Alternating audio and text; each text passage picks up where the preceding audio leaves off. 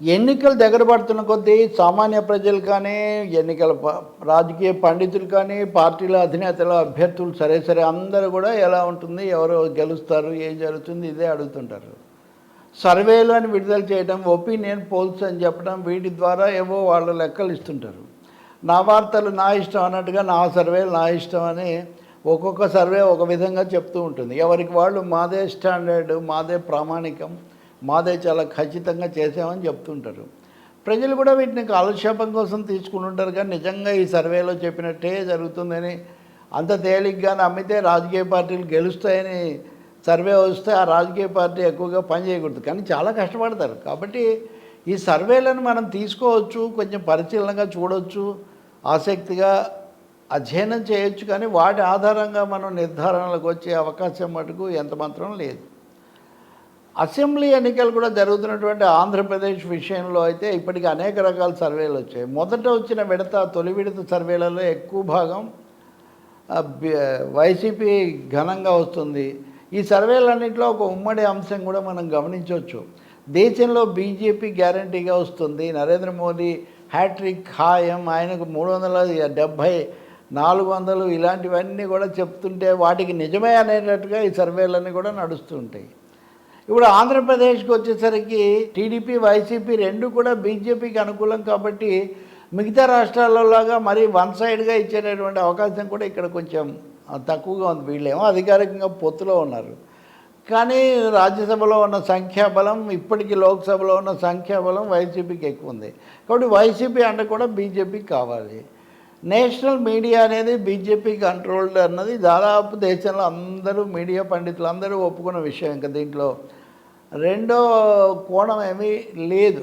రాజ్దీప్ సర్దేశాయ్ ఇలాంటి వాళ్ళు కూడా బాహటంగా చెప్పేశారు. 70% జాతీయ మీడియా, 75% బీజేపీకి అనుకూలం అని. మరి అటువంటిప్పుడు ఈ సర్వే సంస్థలు కూడా వాళ్ళే కదా పెట్టుకొని చేస్తూ ఉంటారు. సో ఒకసారి టైమ్స్ నవ్వు, ఇంకోసారి రిపబ్లిక్ టీవీ, ఇంకోసారి ఇంకొకటి, ఇవి వస్తుంటాయి. ఎవరికి వచ్చినప్పుడు వాళ్ళు సంతోషిస్తుంటారు. ఓకే. ఈ మధ్యకాలంలో ఆత్మసాక్షి సర్వే స్థానికంగాను, జనమత్ సర్వే అనేది ఒకటి, టైమ్స్ నౌ సర్వే అని, వీటి ఆధారంగా రెండు శిబిరాలు, కొన్నిసార్లు వాళ్ళు కొన్నిసార్లు వీళ్ళు ఎక్కువగా ముచ్చటపడ్డారు. కానీ వీటన్నిటిలో ఉమ్మడిగా కనబడే అంశం ఏంటి?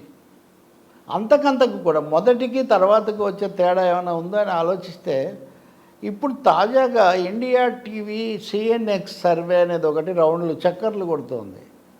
ఇది నెల రోజుల కిందట కూడా ఇండియా టీవీ సిఎన్ఎక్స్ సర్వే నెల రోజుల కిందట కూడా వచ్చింది. నెల రోజుల కిందటికి ఇప్పటికీ తేడా ఏంటి అని మనం కనుక గమనిస్తే అప్పుడు వాళ్ళు వైసీపీకి కొంత ఆధిక్యత వస్తుందని చెప్పారు. ఇప్పుడు టైట్ అని చెప్తున్నారు. ఎంత టైట్ అంటే దీన్ని బట్టి మనం ఆలోచించవచ్చు ఈ సర్వేలు ఎలా జరుగుతాయి అని. 25 లోక్సభ స్థానాలు ఉన్నాయి. ఇవి లోక్సభ కోసం చేసేవి. నేను చెప్పాను కదా, బీజేపీ అవసరాన్ని దృష్టిలో పెట్టుకొని ఎక్కువ చేస్తుంటారు. 25 స్థానాలు ఉన్నాయి. ఇందులో ఇప్పుడు 22 వైసీపీకి ఉన్నాయి.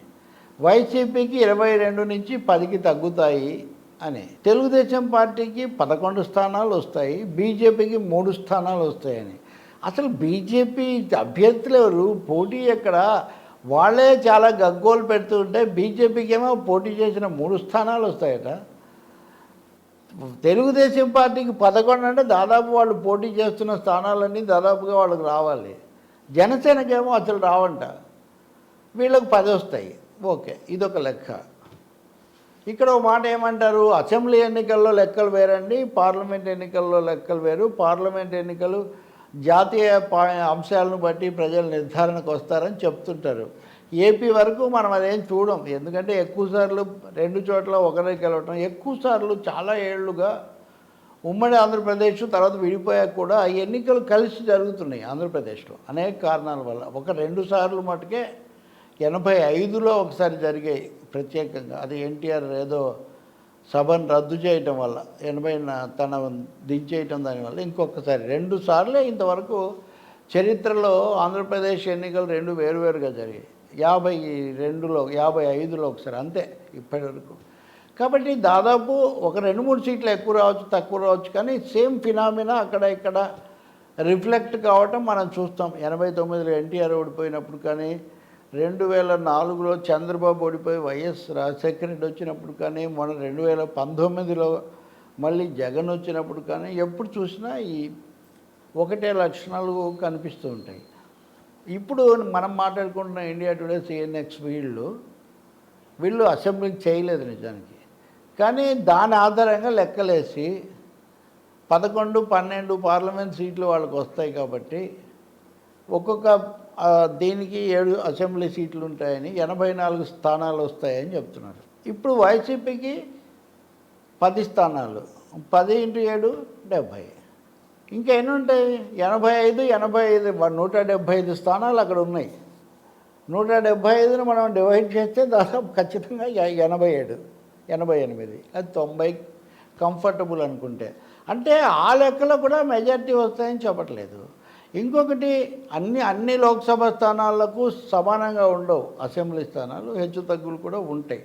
ఆ విధంగా చూస్తే వీళ్ళకి ఇవన్నీ ఈ లెక్క పక్కాగా వచ్చి ఆ లెక్క పక్కాగా వస్తుందని ఏం లేదు. అసెంబ్లీలోకే లోక్సభలో కూడా ఒక స్థానం అటు ఇటు అయ్యే అవకాశం ఉంటుంది.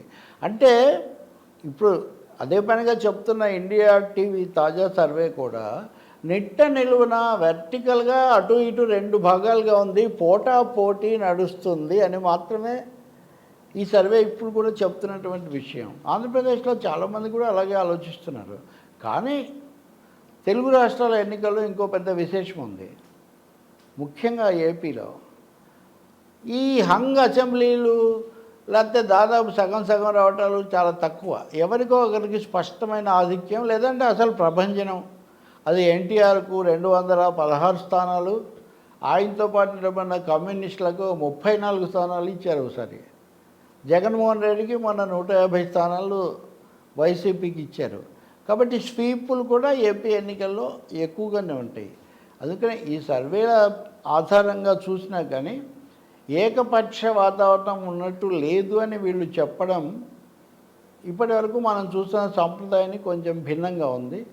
హోరాహోరీ పోరాటం అయితే సాగుతున్నది. వైనాట్ 175 అని జగన్, మాకు 160 వస్తాయని చంద్రబాబు నాయుడు. దీని మీద ముఖ్యమంత్రి జగన్ నిన్న తన పర్యటనలో ఎక్కడో మాట్లాడుతూ 175, 150 ఇప్పటికీ ఉన్నప్పుడు నేను 175 వస్తాయని చెప్తే పెద్ద ఆశ్చర్యం ఏముంది దాంట్లో, ఎందుకు చెప్పకూడదు అన్నట్టుగా ఎక్కడో కామెంట్ చేశాడు ఆయన.